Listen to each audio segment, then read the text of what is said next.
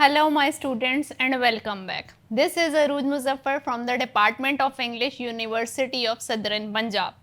It's so good to have you here. Today we are going to dive into comprehension and analysis of functional English, and I will walk you through it step by step. Today's topic is active listening. Overcoming listening barriers, focused listening. Let's start from the initials, which is active listening. It is basically a dynamic and intentional form of communication that goes far beyond simply hearing words.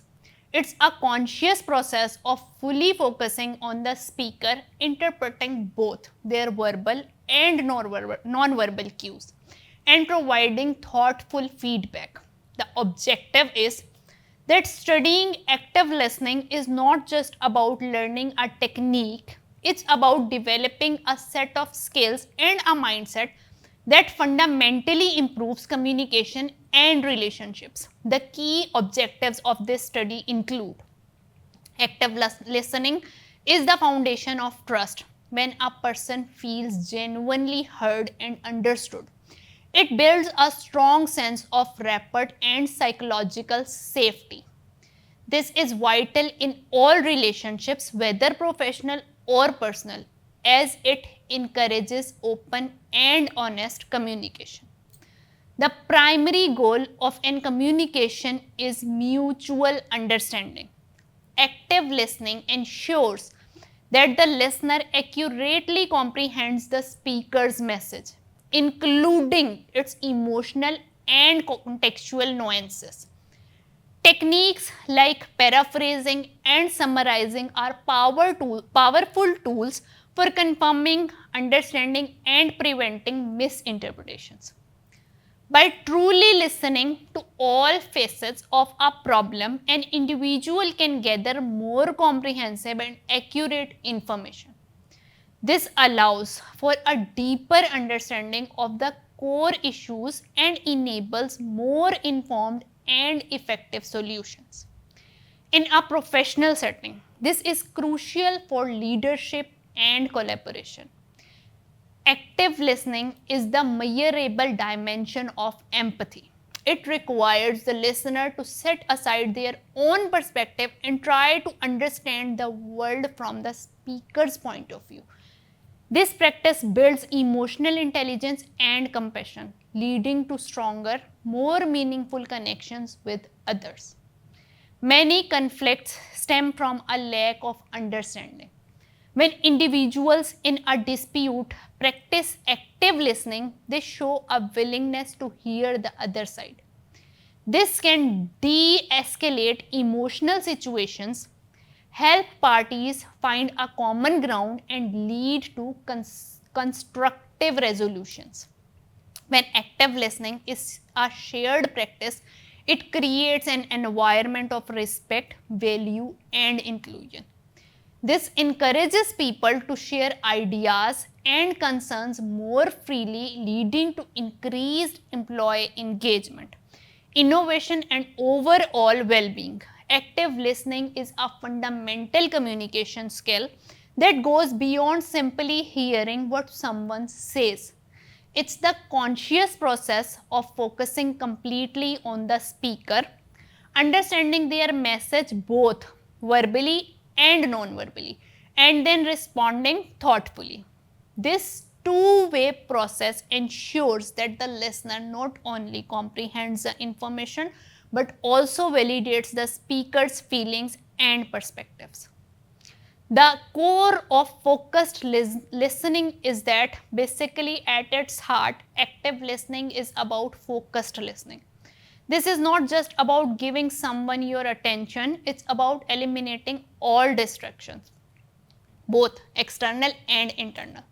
To truly engage with the person speaking, it's the difference between hearing a podcast in a background while you work and sitting down to listen to every word of a lecture. A focused listener pays attention to the speaker's words, tone of voice, body language, and the underlying emotions behind their message. This deep level of concentration allows for a more nuanced and empathetic understanding of the communication. To practice focused listening, you must be fully present. Put away your phone, close your laptop, and make eye contact. Give the speaker your undivided attention. Silence your internal monologue. Stop thinking about what you are going to say next or planning your responses. Your only job is to understand the speaker's message. Observe non-verbal cues. Pay attention to facial expressions, hand gestures, and posture. These often convey as much meaning as the words themselves. Show engagement. Use subtle non-verbal affirmations like nodding, smiling, or leaning in to show you are invested in the conversation. Overcoming listening barriers. Let's discuss some barriers that are there to make our listening difficult and how to overcome them. Even when the best intentions, several barriers can prevent us from listening effectively. Recognizing and actively working to overcome these obstacles is a key part of becoming an active listener. Internal barriers. Starting from the internal barriers, these are the distractions that come from within you. Preconceptions and biases. We often listen through the lens of our own experiences and beliefs, which can distort or filter what we hear.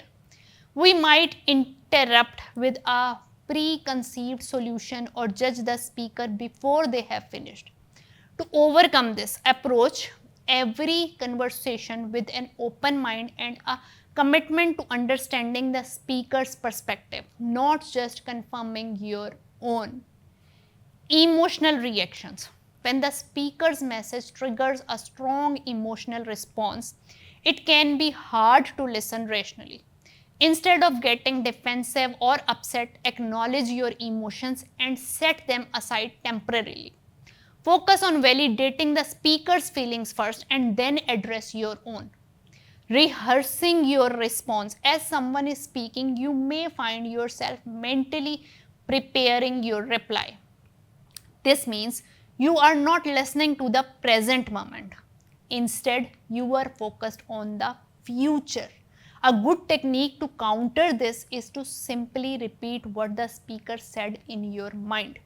This forces you to pay attention to their words rather than your own thoughts. Let's discuss external barriers. These are distractions in the environment. First one is obviously environmental noise. Loud conversations, a busy office, or a blaring television can make it difficult to focus. If possible, move the conversation to a quieter location or ask to reschedule for a better time. There can be some physical distractions as well, like your phone buzzing, a computer screen, or even the clock on the wall can pull your attention away. Eliminate these distractions whenever you can. Turn your phone off or put it away. There can be some semantic barriers as well. These relate to the words and language being used. Jargon and complex language. If the speaker uses unfamiliar terms and overly complicated language, it can be hard to follow along. Don't be afraid to ask for clarification. You can say something like, "Can you explain that term for me?" Or, "I am not familiar with that concept. Could you elaborate?" Accent or speech patterns. A speaker's accent, speed, or other speech patterns can sometimes make their message harder to understand. Be patient and ask for them to repeat or rephrase if you are having trouble. The techniques of active listening. Overcoming barriers is the first step. The next step is to use specific techniques to show you are actively engaged. Paraphrasing. Paraphrasing is about restating what the speaker said in your own words. This confirms you understood their message and gives them a chance to correct any misunderstandings. For example, So what I hear you saying is that you are feeling overwhelmed by your workload. Is that right? There can be some clarifying questions as well, like you can ask open ended questions to get more information and show you are interested. Instead of a yes no question, ask something like, could you tell me more about what led to that, or how did that make you feel? Let's move towards empathy and validation. Acknowledge the speaker's feelings without judgment. Use phrases like, that sound incredibly frustrating, or I can see why you would be upset about that. This shows you are not just hearing their words, but you are also connecting with their emotions. By mastering focused listening and consciously overcoming common barriers, you can become a more effective communicator. This skill not only enhances your relationships but also improves problem solving and collaboration. It can be invaluable in both personal and professional life. Let's summarize this lecture. We basically discussed that how difficult the skill of listening is. Most, if I ask you, I put forward a question that among the four skills, which are reading, writing, listening and speaking, which is the most difficult? Probably most of you will say that speaking is a difficult skill, or writing is something which is very difficult, reading can be very boring. But actually, according to scientific research, listening is the most difficult skill, because it is in our brain and it is programmed within us that we get our attention diverted from one point to the other point in a very brief lapse of time. It is very difficult for us to concentrate for a long time on a single topic or on a single speaker.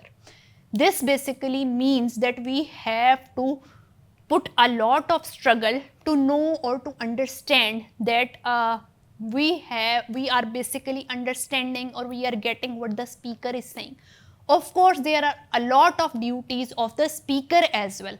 Speaker has to consider many of the patterns, like he has to develop a topic which is of the interest of the listener. He has to take care of his vocabulary, he has to take care of his body language, of his gestures, or anything. He should be using all the techniques that are there to capture the attention of listener. But the listener also has to put some effort to understand and to know and to get the idea that he is supposed to be an equal participator in the process of listening. He has to make full effort to grasp the meaning. He should be into an environment which is away from diversions, and he is not just simply listening with a absent minded state. Rather, he should be focusing on the points that are actively involved within the programming of his brain. Like, he should not just read the lines, he should rather reading and then recalling them in the same way. If he is listening to a speaker, he should first listen and then he should repeat it into his mind that what is he saying. For clarification, he may of course put some questions, he may put some yes no questions, he may ask for clarification as well, but he has to put a deliberate effort in making all the diversions away. He should be away from those patterns or those things that are the cause of diversion from him. He should be in a quiet environment. He should be done with all of his works. He should not be hungry, sleepy or tired, because if his brain is engaged with these motives, he is unable to listen. And of course, it is not very difficult to listen appropriately and fully if we practice it fully and we are eager and we are ready to listen to what speaker is saying. We are able to listen that and we are able to get the idea what the speaker is saying without taking this point into consideration that the topic is very boring or the topic is very difficult. If you do have any question out of it, feel free to answer, and till your next lecture. Thank you so much.